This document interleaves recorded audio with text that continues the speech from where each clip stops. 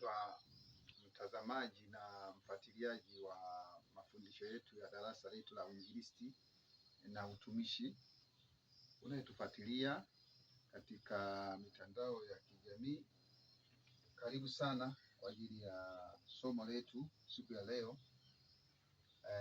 Tunaendelea na somo letu endelevu la uinjilisti na utumishi ya sheria za ulimwengu wa roho. Katika maisha ya ulimwengu wa roho zipo sheria, na maisha yote ya ulimwengu wa roho na wa mwili yametawaliwa na sheria. Kila jambo linaongozwa kwa mujibu wa sheria. Sheria katika ulimwengu wa mwili ziko nyingi. Kila nchi ina sheria na kila jamii wamejitungia sheria zinazowaendesha. Maisha bila sheria hayaendi. Kila kitu kiende na sheria.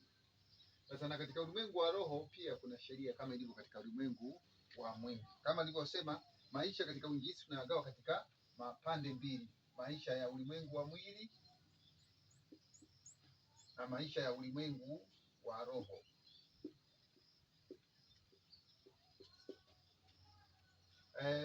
Sasa leo tutaka tuangalie sheria ya ulimwengu wa roho, sheria ya kuvaa mwili. Kuvaa mwili. Kwenye kitabu cha Yohana ile sura ya kwanza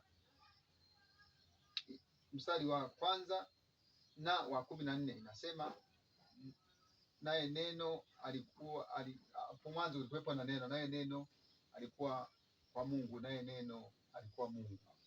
Na kitabu cha Yohana sura ya 4 na mstari wa 24 inasema, Mungu ni roho, nao mwabuduwe yeye imewapasa kumwabudu katika roho na kweli. Na kitabu cha Wakorintho sura ya pili sura ya 3 mstari wa 17 inasema, Bwana ndiye roho, na mahali ambapo roho wa Mungu yupo ndio pana uhuru. Kwa hiyo basi lakini kitabu cha Yohana ile sura ya kwanza mstari wa 14 inasema, naye neno akavaa mwili. Kwa hiyo kwenye ulimwengu wa roho, kwanza roho huwa haina mwili. Roho haina mwili. Roho haina mwili na wala umbile, au haina kiwiliwili, kama alivyosema kitabu cha Korinto, kiwiliwili, kama alivyosema kitabu cha Mtume Paulo kwenye kitabu cha Korinto sura ya 3 kwamba Bwana ndiye Yesu Kristo. Kitabu cha Luka ile sura ya 24:39 anasema, roho haina mwili wala haina nyama wala mfupa. Kwa hiyo maana yake ni kwamba kwenye maisha ya ulimwengu wa mwili kuna umbile. Maisha ya ulimwengu wa mwili yana umbile, lazima yawe na umbile. Akili, kwa sababu maisha ya ulimwengu wa mwili yanaongozwa na akili. Kwa hiyo akili ili ifanye kazi lazima iweke taswira au umbile, ndio ikubali au ikatae. Kwa hiyo katika ulimwengu wa roho pia hakuna kiwiliwili, isipokuwa ulimwengu wa roho una sifa moja, uwe wa giza au wa nuru, una sifa moja ya kuvaa mwili ili ufanye kazi. Na Mungu alipoiumba dunia aliweka sheria ya kuvaa mwili, kwa Kiingereza tunaita incarnation, kuvaa mwili au kiwiliwili. Na ndio maana iwe ulimwengu wa roho wa giza au ulimwengu wa roho wa nuru, lazima ili jambo chochote kile, roho yoyote ili ifanye kazi, iwe Roho Mtakatifu au roho chafu, lazima iwe na kiwiliwili kitakachoifanya itende kazi hapa duniani. Kwa hiyo kuna sheria Mungu aliweka, lazima chochote kinachoweza kutembea katika uso wa nchi kuwepo, lazima kiwe na kiwiliwili, kiwe katika mwili wa umbile la kushika. Kwa hiyo hii ni sheria ambayo inafanya kazi.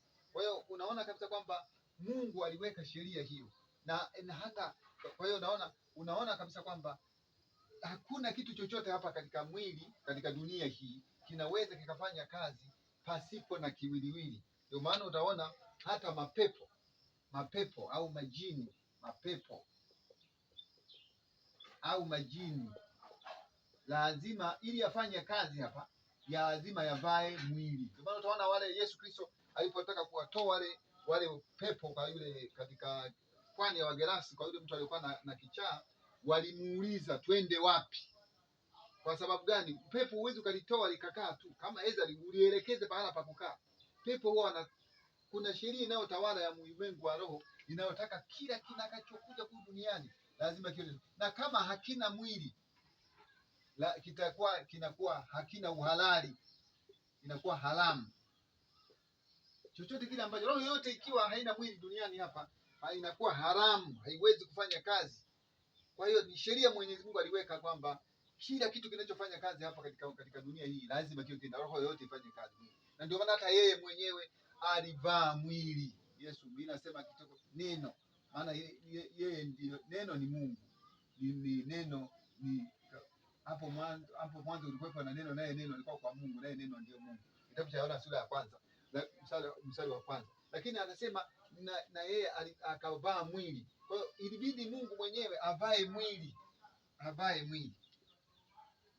ili kufanya kazi, Mungu mwenyewe, kwa sababu ni roho wa Mungu. Lakini pia utaona mapepo hayawezi kufanya kazi, hata mizimu lazima ivae mwili ifanye kazi. Ndio maana huwa wanatafuta sehemu ya kwenda kukaa mahala wafanye kazi. Kwa hiyo hakuna chochote ambacho kwenye dunia hii kitafanya kazi cha ulimwengu wa roho bila kuvaa mwili. Na ndio maana tunasema katika sheria hii, na watu wengi hawajui kwa nini shetani anaweza kavaa mwili wa chochote, akavaa mwili wa mti, akavaa mwili wa nyama, akavaa mwili. Ndio maana unaona hata Yesu, unaona Mungu aliweza kuwepo katika mlima Sinai. Mungu yuko kwenye mlima Sinai. Mungu kwenye sanduku la agano, uwepo wake ukawepo. Kwa hiyo lazima kuwe na kiwiliwili. Sasa watu wengi huwa hawajui mbinu za shetani, kwamba shetani huwa ana uwezo wa kuvaa mwili. Na watu wengi wamekariri tu kwamba shetani yuko katika upande wa mabaya. Kwenye mema wanafikiri shetani, kama tulivyo watu wengi wamekariri kwamba shetani huwa ana pembe na ni mweusi.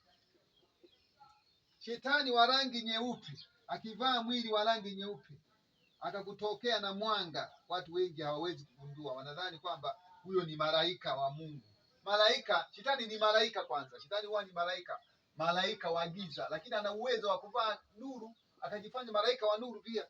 Kwa hiyo mtu yeyote, watu wengi hawajui kwamba shetani amevaa hata kwenye ubaya na wema yupo. Shetani wa mema watu wengi hawanamkimbilia. Leo Yesu akitokea katika shetani wa mema, shetani wa kipato, shetani wa mafanikio, watu wengi sana wanamtaka, wanamkataa Yesu wa kukosa. Kwa hiyo shetani wa mafanikio watu wengi hawawezi kumkataa, wanamtaka. Kwa hiyo ni vizuri ukajua kanuni hii kwamba pepo wote wana uwezo wa kumwingia mtu yoyote, na ni sheria.